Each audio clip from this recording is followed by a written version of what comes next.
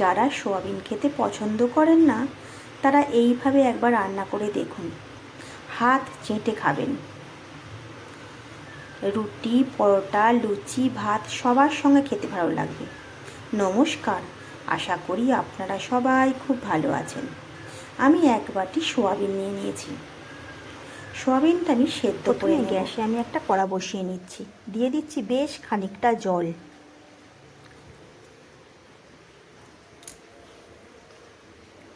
জলটা আমার হালকা গরম হয়ে গেলে দিয়ে দেবো 1 চামচ নুন। এবারে জলটা গরম হয়ে গেছে, এর মধ্যে সোয়াবিনগুলো আমি দিয়ে দেব। সোয়াবিনটা আমি সেদ্ধ করে নেব। দেখুন সোয়াবিনটা আমার সেদ্ধ হয়ে গেছে। এবার আমি সোয়াবিনগুলো নামিয়ে নেব। আমি একটা বাটি নিয়ে নিয়েছি, তার মধ্যে নিয়ে নিচ্ছি বেশ খানিকটা ঠান্ডা জল। এই ঠান্ডা জলের মধ্যে আমি সেদ্ধ করা সোয়াবিনগুলো দিয়ে দেব।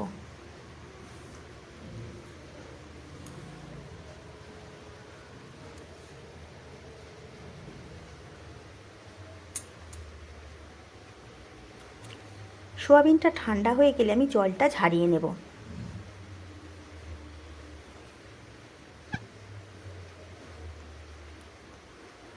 দেখুন সোয়াবিন থেকে আমি জলটা ঝারিয়ে নিয়েছি। এবারে সোয়াবিনের মধ্যে যে পরিমাণে জলটা আছে সেটা আমি ভালো করে চিপে চিপে জলটা বার করে নেব সোয়াবিন থেকে।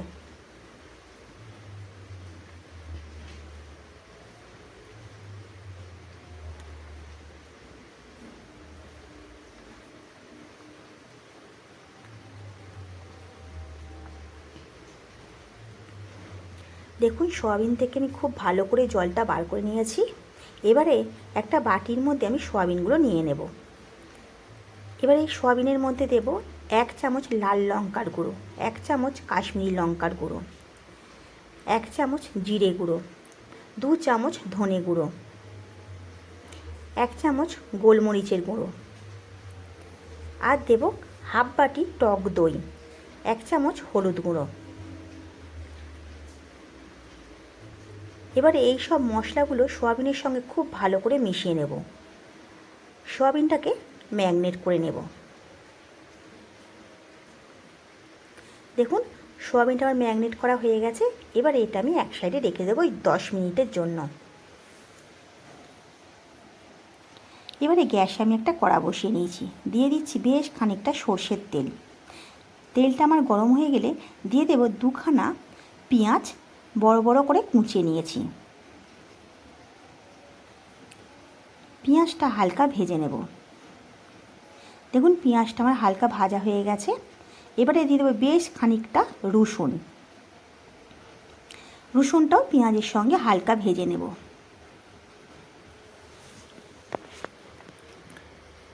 এবারে দিয়ে দেব 2 টুকরো আদা। আদাটা দিয়েও ভালো করে একটু ভেজে নেব।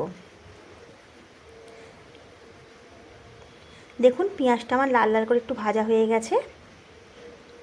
এবার এর মধ্যে দিয়ে দেব 3খানা টমেটোকে কুচিয়ে নিয়েছি, সেই টমেটোটা দিয়ে দেব। দিয়ে আবারও এই পেঁয়াজের সঙ্গে একটু ভেজে নেব।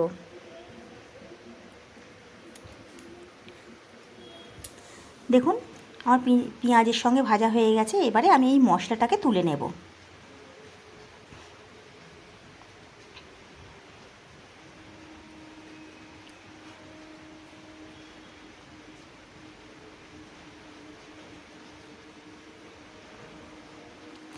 এবার এটা আমি ঠান্ডা করে নেব। আমার ঠান্ডা হয়ে গেছে।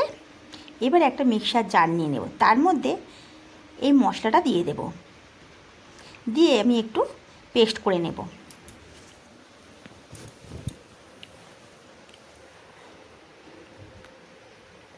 দেখুন আমার পেস্টটা হয়ে গেছে। এবার এটা আমি এক সাইডে রেখে দেব। আবারও কড়ায় তেল দিয়ে দেব। এই তেলের মধ্যে দিয়ে দেব 1 চামচ জিরে, 2টো তেজপাতা, একটা শুকনো লঙ্কা, একটা ডালচিনি, 4টে লবঙ্গ আর 2টো এলাচ দিয়ে মশলাটা আমি ভেজে নেব। মশলাটা হালকা ভাজা হয়ে গেলে যে আমি পেস্টটা করে রেখেছিলাম সেই পেস্টটা এই তেলের মধ্যে দিয়ে দেব। দিয়ে ভালো করে একটু কষিয়ে নেব।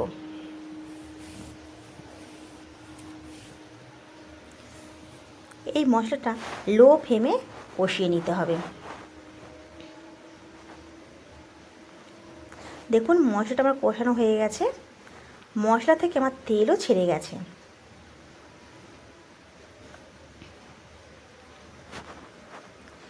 এবার এই মশলার মধ্যে দিয়ে দেব সোয়াবিনটা যে ম্যারিনেট করেছিলাম সেই সোয়াবিনটা।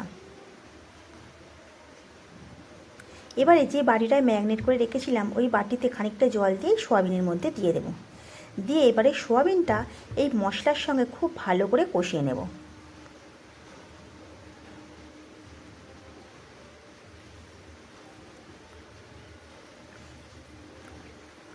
এবার এই সোয়াবিনের মধ্যে দিয়ে দেব 1 চামচ গরম মশলা গুঁড়ো, স্বাদ মতো নুন, আর দেব কিছুটা কাসুরি মেথি, দিয়ে আবারও ভালো করে মিশিয়ে নেব সোয়াবিনের সঙ্গে।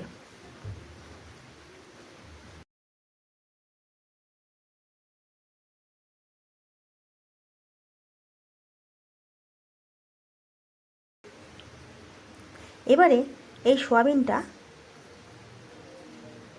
লো ফ্লেমে চাপা দিয়ে কষাতে দেব।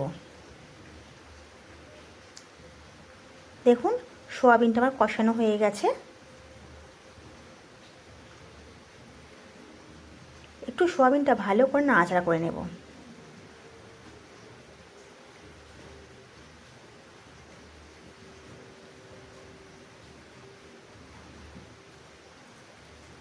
এবারে দিয়ে দেব বেশ খানিকটা জল।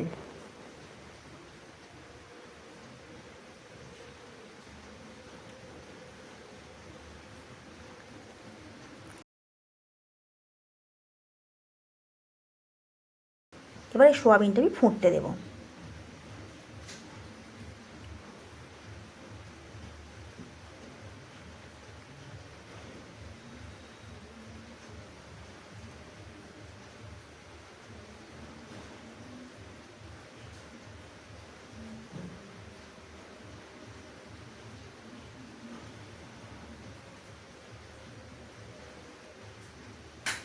দেখুন সোয়াবিনটা আমার ফুটে গেছে।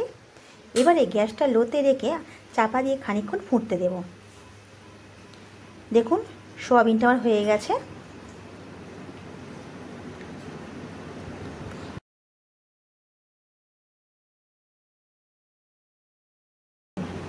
এবারে আমি এটা নামিয়ে নেব।